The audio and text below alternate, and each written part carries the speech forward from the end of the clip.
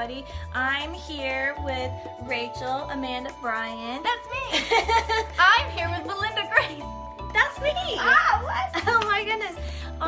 She is an amazing actress and listener and producer and just overall artist and like really sweet person.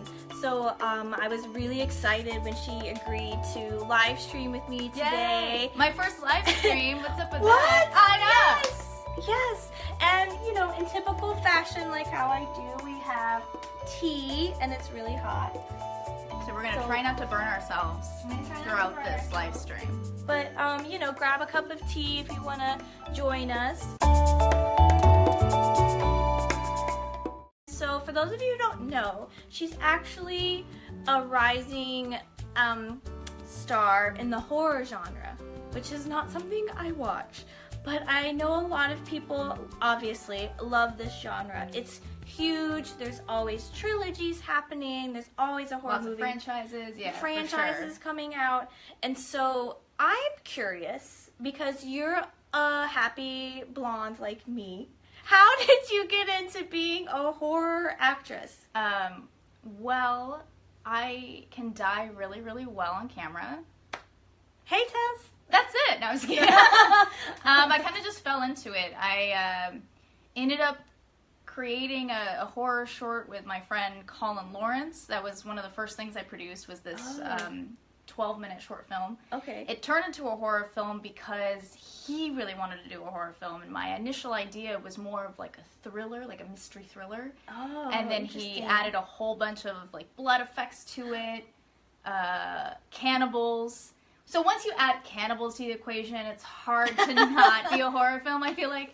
And then because of that, I was introduced to Robert Bravo, who I have dubbed my blood guy. Oh, so I do have a blood guy. A blood guy. I do, okay. and I'm not a member of the mob, and I have a blood guy. So. What does that mean? Well,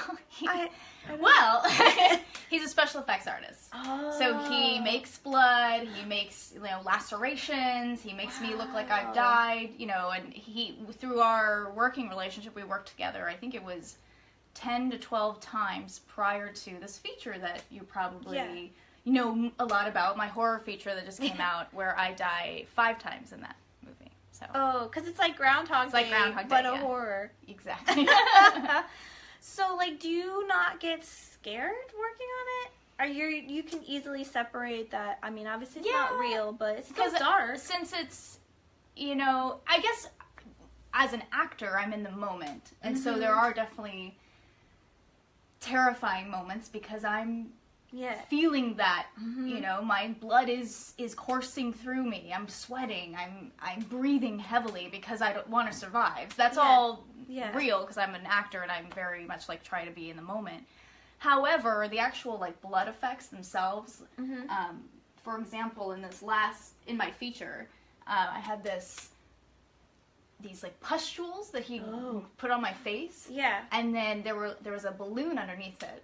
So the face like undulates and breathes, and I watched him like put that on me, so it wasn't gross because I watched it get built. Yes, yes. I will say there's a sequence where my eyeball falls out, so I had a fake eyeball hanging down. That was pretty gross. Ew. And then there's a sequence where I get eaten by zombies, and that moment was the most. That was when everyone kind of got grossed out, though, because it felt like it looked so real, like they're pulling stuff out of my stomach, and I'm, like, watching this blood drip off these zombies, and it was hard, in that moment, it was hard to disassociate my body from, like, the fake body. Yeah. Because my head was right here. Yeah. Okay, and now you have to do that for multiple takes, right? Or do you work with directors who try to get those gross things done in like one? That particular film, we were kind of running against the clock. Yeah. Okay, so there were certain things we did do multiple takes of. Yeah. But when you get covered in blood to that degree, you can't really go back to one very easily.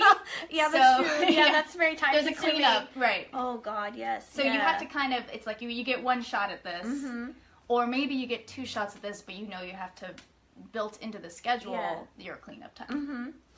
So it sounds like it kind of just happened to you, but you obviously have a passion for it. I mean, I have a passion for storytelling, for sure. And I ended up doing horror. I just kind of fell into it. But like, I'm producing another film, a feature later this year that has nothing to do with horror and it has to do with cats. So my other love, cats. Oh, Tess asks a question. Do you always want to stay in the horror genre? No, I don't. However, I'm doing another horror feature. I'm actually shooting another horror feature next month, which is funny. But I'm a good actor. I'm going to be doing a lot of stuff. And the stuff that I'm writing for myself is not horror. It's the short film that I have premiering next month in Tennessee is more of a thriller versus a horror. So, yeah. Excuse it's still me. too hot. It's a little hot. It seems warm, right? You basically answered LOL. I'm right there with you, Tess. I got this. So, I love that you mentioned producing. Oh, sorry, guys. So I just wanted to chat about that for a second, and then we'll get to your question, Ellie. And hi. So producing. Why did you start producing your own stuff? Well, out of necessity? Initially, I was actually producing theater. Oh, yeah, that's so, right. That's right. I started a theater company with the guy I was seeing at the time, and we did 4 shows together. 4? 3? 4? The reason why we did that is because I wanted to be doing work that really resonated with me, and I loved theater. That's how I started in this business, was doing theater. So we decided to do a theater company that raised money for charities here in Los Angeles through our ticket sales. Yeah. And we did some really solid work. But the struggle with theater in LA is there's a lot of it. A lot of it's not great. It's expensive to produce. Yes. So, as you know, which it's expensive to produce. Yeah. Which is funny that I'm talking about this now. But I realized that I wanted to, I learned so much about that experience, and I had a lot of people come, but I wanted to be able to broaden my audience. Absolutely. So if I started producing films, I could get more people to watch my work. Yes. So I started taking the money that I would have done into producing theater and started producing films that way. That's how I ended up doing that. Oh, that's interesting. Wow. So what is your favorite thing about producing films? Oh, well, I like being... You obviously like it, or you wouldn't you'd stop doing it if you didn't. I like being in control. So, but I also really love the fact that there's still something new I can learn from the people on set. And I love the fact that I can hire people that are way better at their job than I could ever be, like production designers, cinematographers, directors. Although I think that's something I want to do is direct. But anyway, the writers, everyone, and I can learn from these people and be the best artist I can be through this entity that is producing something. Yeah. Yeah. Wow. Do you like what stage of producing do you like the best? The beginning, middle, or like the end when it's the marketing?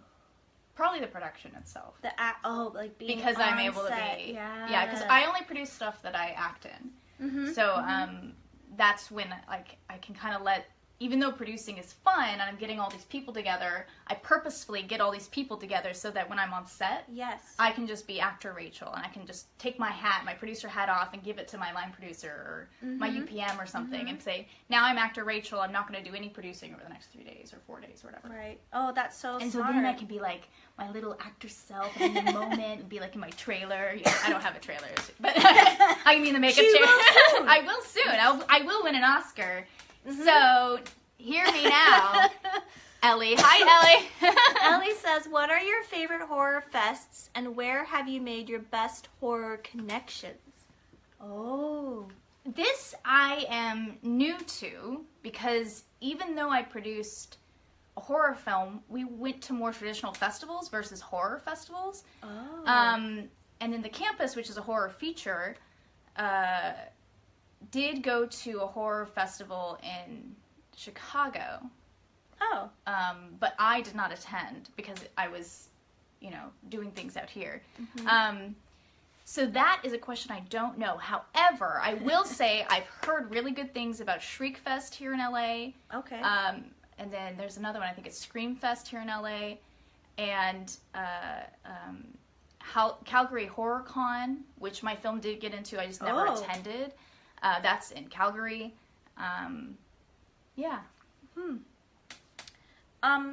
Sorry, I can't know more about that. I can find that info out for you, though, if you want, because it sounds like you're wanting to know about horror festivals in general. So connect with me. We'll figure it out. Yeah, that's great. And looping back to producing, what, like if I wanted to start producing a film, or if Tess or Ellie, they wanted to produce their film that they've written, what would be like the first, what would be your biggest piece of advice? That it's easier than you think it is. Oh, yeah. So essentially that is, don't talk yourself out of doing it. Meaning, like, why not throw your hat in the ring and try to make something, if it's not great, whatever, but I bet it's going to be better than you think it is, and it's going to be easier than you think it is. And it's going to be difficult and challenging, don't get me wrong, but don't talk yourself out of not doing it. Yeah. Because life's too short for that. Exactly. I've talked myself out of doing my solo show for a year.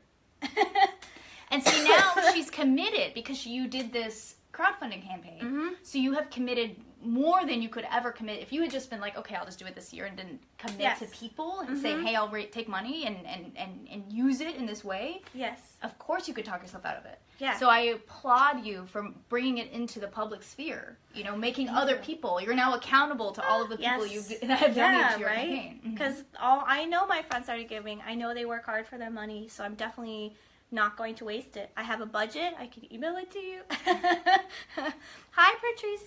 Hi, Kanan Sanders. Hi. Okay, Kanan and I were in a show together. Like, if I'm thinking of the right Kanan, we were in a show together. Anyways, a long time ago. Hi. Like in New York? I think in Oklahoma City. Oh, okay. Yes. Anyway, so if you guys want to ask questions, she's an actress. Here Producer. In LA. Yes. All around weirdo. I like Star Wars a lot. Yes. I'm repping my Star Wars love with this shirt, which, there you go. There you go. Pew, pew, pew. See, I also love Van Gogh, so this is like... it's the perfect combination. It's the perfect mesh, yeah. Yes. That's awesome. And while we, talk about her... She just had, a really amazing... He said, yep, Oklahoma City. Okay, good. Hi. Okay, Oklahoma City. She just had an awesome review in The Hollywood Reporter, which is a big deal. Yeah. For my friends that are watching and that will watch the replay who aren't in, the actor Hollywood, LA world... God bless you. That's smart. It's crazy. Yeah. It's crazy. But the Hollywood Reporter is it's a weekly magazine that's very industry related. And so to have a write-up about your acting is a big deal. So I just wanted to share what that experience was like and I don't know, share more about that. Because that's really exciting. This is the first feature film where I've had a lead role. I did shoot a horror feature. No, it's another horror film. I shot a horror feature last year that I had a supporting role in. But the campus is what we're talking about. Okay, which is currently on Amazon VOD, and we're going to be premiering on iTunes April 1st. But this is the first film that I had a starring role in, feature film.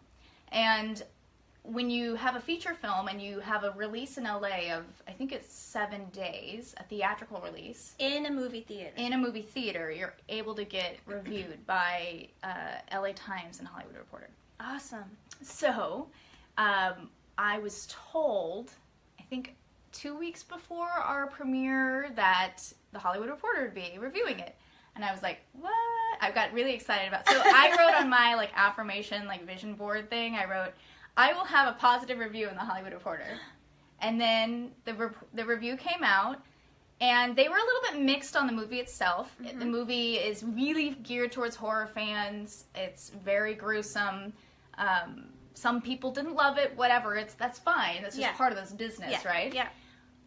But the Hollywood Reporter gave a really nice quote about my work, and I was like, there it is, the thing I wrote about, the thing I put on my wall came to fruition. It was awesome. Oh my goodness, that's awesome. Wow. Tess has a question. I'll get to it in a second. Okay. But speaking of like affirmations and mindset, is that something you're really big into? It's something I've gotten more into recently, yeah. Maybe like 4 years ago, I was in a really different place. Yeah. I was still pretty quirky, I guess. I'm an intelligent woman and I'm a talented actress. However, I felt like I was not worthy of success. Right. And that I was not worthy of being loved. And the last 4 years has been a lot of personal growth for me. And especially the last, like, I don't know, like 3 months now, I'm like, I deserve to be loved. And I really celebrate that. And I have things I say every day.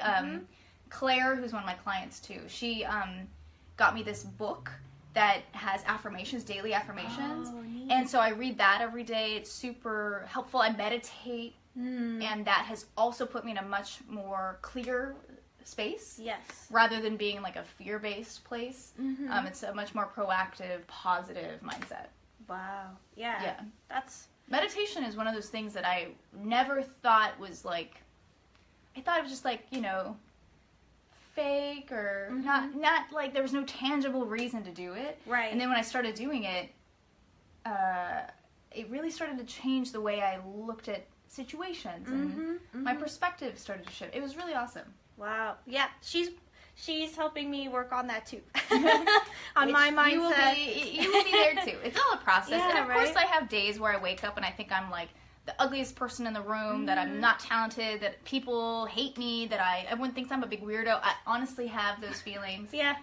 But that's just part of my process of being a human being. Yes. So, okay. Yeah. And I can relate to the not feeling worthy of love because I spent like a year just like working on that. I like listened to podcasts, I journaled, I did affirmations, I put myself out there, and then I met an amazing guy. We've been dating for over a year. So, you know, like you're right, this stuff is a process, but it works. It's helpful. And letting yourself know it's a process too. Like, you're not going to have overnight changes. It's going to be a journey, and you're going to learn so much, and you're going to fail is not the right word necessarily, but there'll be times that are more challenging than others. Yes. And that's okay. Yes. You know? Yeah. Like, being okay with the fact that you struggle is a huge thing for me. Oh, I needed to hear that today. Being okay with the fact that you struggle. With some things. Yes. But anyways, Tess says, have you written everything you've produced, Rachel? No, I haven't. So I produced a web series that my friend wrote. Then I produced a short that my other friend Colin wrote. Then I just produced another short that's premiering next month that my other friend Colin wrote. Oh my goodness, wow. The feature that I'm producing later this year that has me in it. I'm not writing it, but I'm very involved in the development process. And so what I mean by that is we'll have pre-production meetings, and we'll talk about story and where we want to go, what we're going to do in certain parts of the script, stuff like that. I have started writing, though. I started a monthly writer's workshop, I guess you can call it. It's like a screenwriter's workshop. Oh, cool. It's a way for me to be accountable to myself, to make sure I write regularly. But it's also a place for writers to, you know, if they're struggling with an idea or if they want some feedback, you know, they can come to that and express whatever they need. Yeah. Oh, my goodness. That's amazing. You know, I really appreciate the fact that you do stuff like this, and then your YouTube show too, about like raising up other women, supporting other women, giving light to causes that women are doing, and just things that women are, you know, involved with. I think that's, if we're not going to lift each other up, then people aren't. Like, men definitely aren't going to. So I appreciate the fact that you do this. It really inspires me a lot that you put yourself out there in this way. I love it. And we got female viewers, which is great. I know, it's awesome. If you guys don't have any more questions, we'll sign off for the day. Sounds good. Unless you, actually, one of the things I love to do is, as a female entrepreneur, what is your you gave advice for producing, but what is your biggest piece of advice for having that entrepreneurial mindset? Like stepping out and doing your idea. It's probably the same. It might actually be very similar, although I guess I'll talk a little bit from my female perspective, which being in this industry is difficult and challenging. We all know that. Yep. Being a producer is already challenging. Being a female producer is also challenging. Yeah. Being a blonde female producer, a lot of people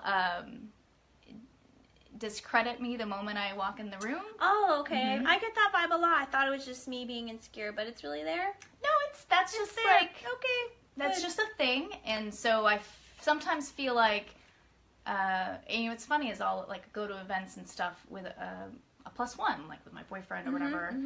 And I've had other producers who were male, and I don't think it's never purposeful. I don't think they're being malicious. They assume that he is the content creator. They assume that he is the reason why we're here, and they will direct conversation towards him, and it's just an interesting dynamic where then I'm like, no, I'm the one who did it. I produced the movie. Yeah. I'm the one who created this. So I will say that, but I think that translates into all facets of life. Like you just keep doing it and don't let people then like walk over you. Just have that moment like, oh, no, actually I was the one who did this.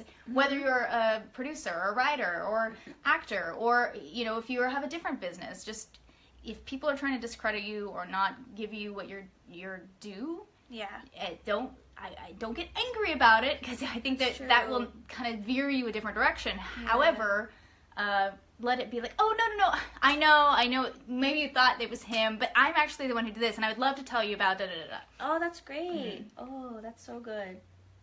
Because it is, you know, we're in this world, and people are, I think, trying to be more open-minded, which is awesome. Yeah. And it's a very volatile time, I guess you could call it. It's very divisive politically, but as long as you focus on being the best version of yourself and doing the best work, and then if people want to discredit you, like, oh, no, I'm going to show you love and kindness and show why I am this person. That's really good. That's really good, humbling advice. Because like you said, it's easy to get angry and push back. Yeah. Which, I mean, sometimes there is a place for anger.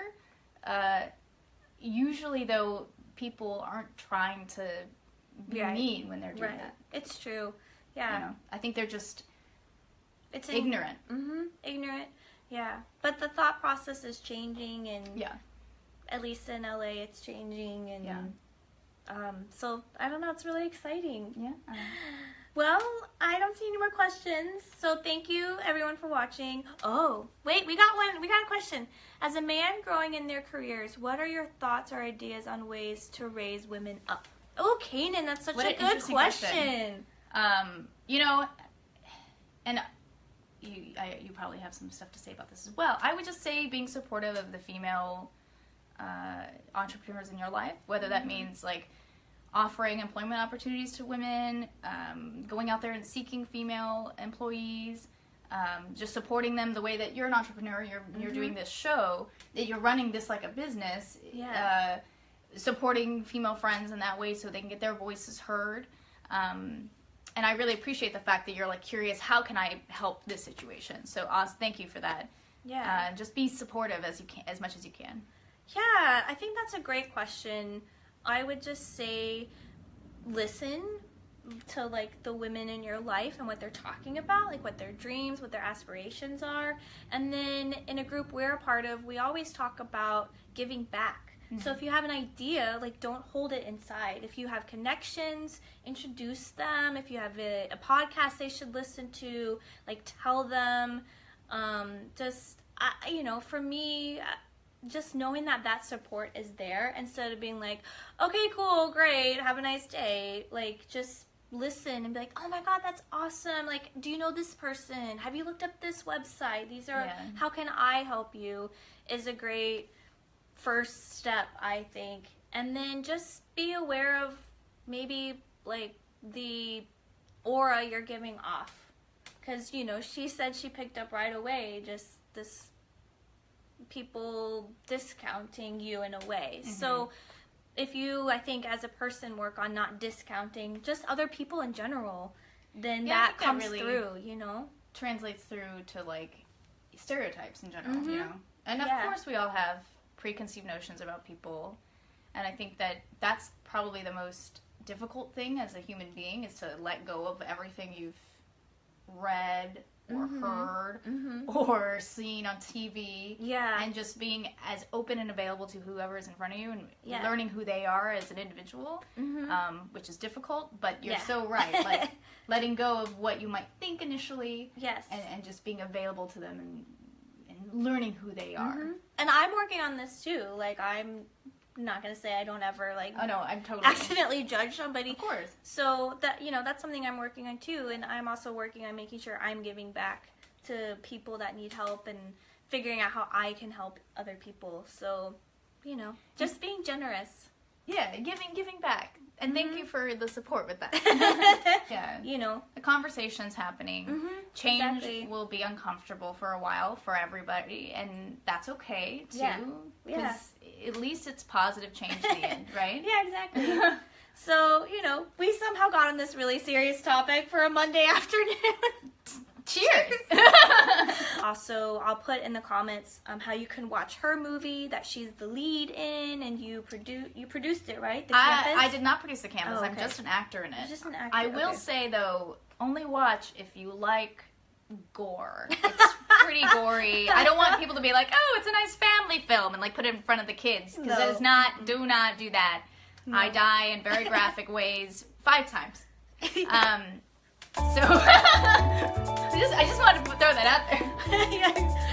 I look very innocent and sweet, I know, but yeah, which is amazing. I love that. Anyways, which is why I wanted to do you. So thank you everyone for watching. Thanks for watching. Thanks for your questions. And watching the live stream.